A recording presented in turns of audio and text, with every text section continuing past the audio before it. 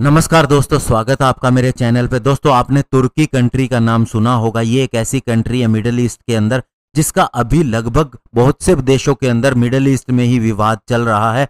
तो ऐसे में दोस्तों, सबसे बड़ी बात हमारे लिए जो है वो ये है कि तुर्की जो है वो पाकिस्तान का मित्र देश है और हमारे कश्मीर के ऊपर भी गलत कमेंट करता रहता है। और इवन दोस्तों, अभी जो राइट्स हुए थे उसके अंदर भी बताया जाता है कि तुर्की से पैसा आया था, यानी कि टोटली ये हमारे अगेंस्ट है ये कंट्री। तो ऐसे में दोस्तों, इसके ऊपर अगर कोई खबर आती है इससे जुड़ी हुई तो वो बहुत ही इंपॉर्टेंट है हमारे लिए। और अभी दोस्तों, आपको पता होगा कि इसका एक पड़ोसी देश है ग्रीस, जो कि हमारा मित्र देश भी है। उसका तुर्की के साथ काफी ज्यादा विवाद चल रहा है और तुर्की ने युद्ध की धमकी भी दी है।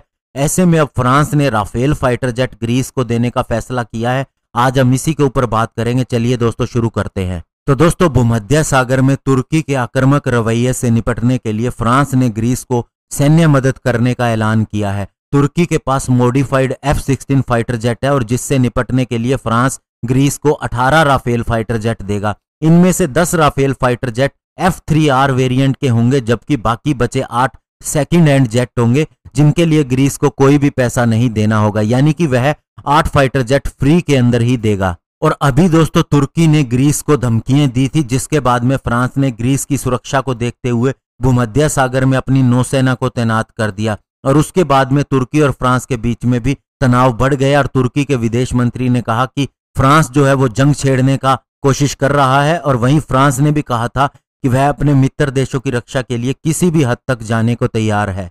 और दोस्तों, तुर्की और ग्रीस में एक्चुअल में विवाद तो काफी पुराना है, लेकिन अभी इस विवाद की क्या वजह है तो मैं आपको बता दूं कि तुर्की का एक तेल खोजने वाला शिप जिसका नाम ओरुक रीस है, वो ग्रीस के द्वीप कस्तेलोरिजो के नजदीक रिसर्च कर रहा था। और ग्रीस ने यह दावा किया कि तुर्की का शिप उसके जल क्षेत्र के अंदर ऑपरेट कर रहा है, जबकि तुर्की ने ग्रीस के दावे को नकारते हुए उस समुद्री हिस्से को अपना बताया, जैसा कि दोस्तों चाइना करता है। और तुर्की ने उसके बाद में ये घोषणा कर दी कि वह यहां पर ड्रिलिंग करेगा और इस बात पर वह अभी भी अड़ा है। जबकि फ्रांस ने भी ये स्पष्ट कर दिया कि अगर तुर्की ने इस विवादित क्षेत्र के अंदर कोई भी गतिविधि शुरू की तो वह केवल एक मूक दर्शक बन के देखता नहीं रहेगा।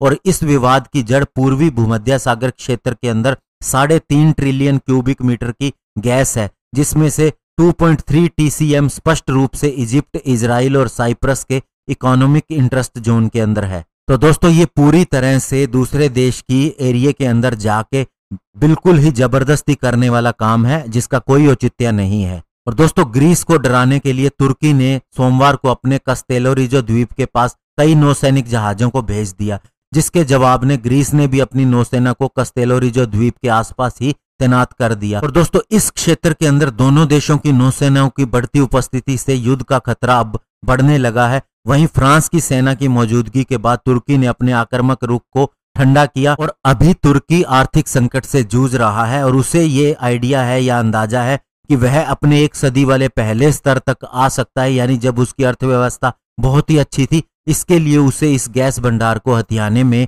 फायदा है। वहीं दोस्तों, ऐसा नहीं है कि ग्रीस के साथ फ्रांस ही है, यूएई भी तुर्की के खिलाफ है। आपको बताना चाहूंगा कि ग्रीस के अखबार कैथी मेरेनी के मुताबिक यूएई ने 4 F-16 फाइटर जेट ग्रीस भेजे हैं, जो ग्रीस की सेना के साथ मिलकर युद्धाभ्यास में हिस्सा लेंगे।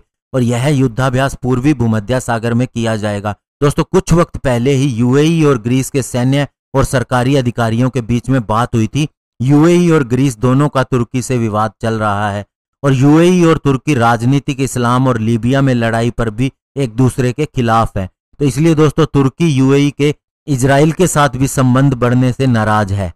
तो दोस्तों, कहने का मतलब ये है, ये वही तुर्की है जो इंडिया को भी धमकी देता था और पाकिस्तान को उकसाता है और उसके साथ होने का दावा करता है। और आज इसकी हालत इतनी खराब है कि यूएई भी इसके खिलाफ है, ग्रीस भी इसके खिलाफ है। और इसके अलावा दोस्तों, अब इजराइल से भी इसकी सीधी टक्कर हो सकती है, क्योंकि इजराइल यूएई के बीच में गठबंधन हो चुका है और ये 70 सालों के बाद हुआ है। और फ्रांस ने अब नए राफेल फाइटर जेट देने का जो फैसला लिया है, इसके बाद ये स्पष्ट है कि तुर्की अब बैकड्रॉप पे है और उसकी हालत इकोनॉमी के हिसाब से वैसे ही बहुत खराब है। तो अब दोस्तों, ये उल्टे दिन शुरू हो गए हैं और ऐसे में दोस्तों अब ये देखना जरूर इंटरेस्टिंग रहेगा कि तुर्की अब क्या करता है। धन्यवाद, जय हिंद।